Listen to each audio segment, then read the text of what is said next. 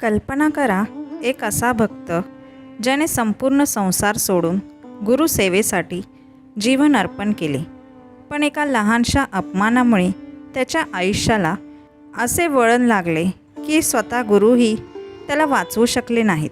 तो भक्त होता स्वामी समर्थांचा लाडका शिष्य स्वामीसूत. कसा झाला त्यांचा मुंबईतील मठ, कसा वाढला त्यांचा कीर्तिध्वज आणि शेवटी अपमान, आजार आणि अकाली मृत्यू याची हृदयद्रावक कथा काय आहे?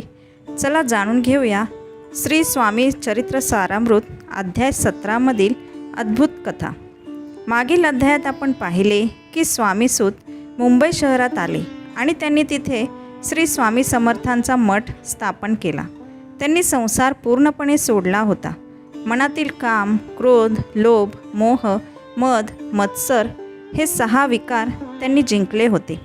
ते दिवस रात्र स्वामी समर्थांचे नामस्मरण, भजन आणि कीर्तन यामध्ये मग्न असायचे. त्यांना दुसरा कोणताही व्यवसाय माहीतच नव्हता. स्वामीसुतांनी संसार सोडून गोसावी जीवन स्वीकारले.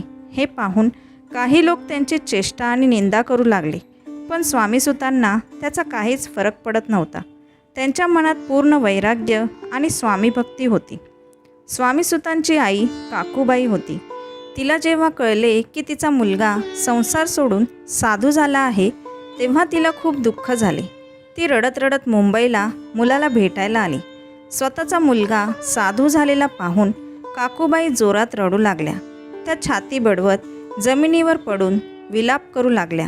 हे पाहून स्वामीसुतांचे हृदय द्रवले. स्वामीसूत प्रेमाने म्हणाले, आई, तुझ्या पोटी जन्म मिळाला हे माझे भाग्य आहे, पण मला सद्गुरू स्वामी समर्थांची कृपा मिळाली म्हणून मला जन्म मरणाच्या चक्रातून मुक्ती मिळाली. तू खरोखर धन्य आहेस. पण काकूबाईंना हे पटले नाही.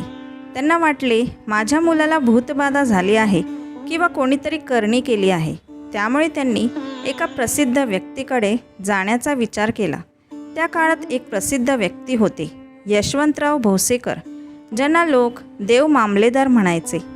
काकूबाईंनी त्यांना सर्व कथा सांगितली आणि उपाय विचारला. देव मामलेदार म्हणाले, याला काही भूतबाधा नाही, हे माझ्या हातात नाही. हे ऐकून काकूबाईंना वाटले, ज्यांनी माझ्या मुलाला साधू बनवले त्यांच्याच पायाशी जाऊया, आणि त्या अक्कलकोटला निघाल्या. दरम्यान मुंबईत स्वामीसुतांचा प्रभाव वाढत होता. हिंदू आणि पारशी लोकही त्यांचे भक्त बनले. कामाठीपुऱ्यात मठ होता, पण जागा कमी पडू लागली. म्हणून एका भक्त स्त्रीने कांदेवाडीत जागा दिली. स्वामीसुतांचे भक्त आनंदाने भजन कीर्तन करायचे, पण काही कुटील लोक म्हणायचे हे सगळे ढोंग आहे. पण स्वामीसूत निंदा आणि स्तुती दोन्ही समान मानायचे. शके 1793 मध्ये मुंबईत पहिली स्वामी जयंती मोठ्या उत्साहात साजरी झाली. त्या काळात नाना रेखी नावाचे एक सज्जन स्वामीसुतांना भेटायला आले. स्वामीसुतांच्या भक्तीने ते प्रभावित झाले आणि तेही स्वामी भक्त बनले. नाना रेखी स्वामी समर्थांना पत्रिका अर्पण करण्यासाठी अक्कलकोटला गेले. स्वामी समर्थांनी त्यांना सांगितले, नगारा वाजवा. नगारा वाजताच स्वामी समर्थ आनंदाने हसू लागले. स्वामीसूत अक्कलकोटला येऊन प्रेमाने भजन कीर्तन करायचे. ते नाचताना लोक लज्जा पूर्ण विसरून जायचे. एकदा स्वामीसूत अक्कलकोटला दर्शनासाठी आले, तेव्हा स्वामी समर्थ राजवाड्यात होते. राणीच्या परवानगीशिवाय दर्शन मिळत नव्हते. स्वामीसूत म्हणाले, स्वामींचे दर्शन घेतल्याशिवाय मी अन्न पाणी घेणार नाही. ते 3 दिवस उपाशी राहिले. स्वामीसुतांचे भजन ऐकून राणीला त्यांच्या भक्तीची जाणीव झाली. तिने सेवकांना सांगितले, त्या साधूला आत आणा. स्वामीसूत आत आले आणि धावत जाऊन स्वामी समर्थांच्या चरणी पडले. डोळ्यातून अश्रू वाहू लागले. जणू आईपासून हरवलेले मूल पुन्हा आईला भेटले. पण काही लोकांना स्वामीसुतांचा मान वाढलेला पाहून मत्सर वाटू लागला. त्यांनी स्वामींच्या मनात संशय निर्माण करण्याचा प्रयत्न केला. एक दिवस स्वामीसूत खडाव घालून भजन करत नाचत होते. दुर्जन लोक म्हणाले, हा स्वामींचा अपमान आहे.